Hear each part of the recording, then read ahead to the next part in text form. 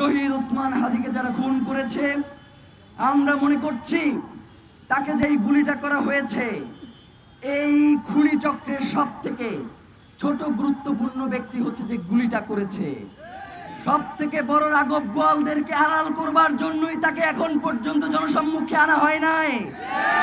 এই রাঘব বোয়াল কারা আমরা জানি, আমরা বোঝার চেষ্টা করছি।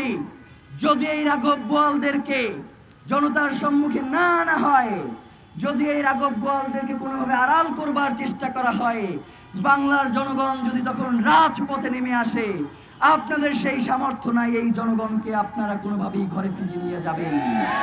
এই জনতা একবার রাস্তায় নামলে জুলাই হয়, এই জনগণ একবার রাস্তায় নামলে বাংলাদেশের স্বাধীনতা সার্বভৌমত্ব টিকে যায়।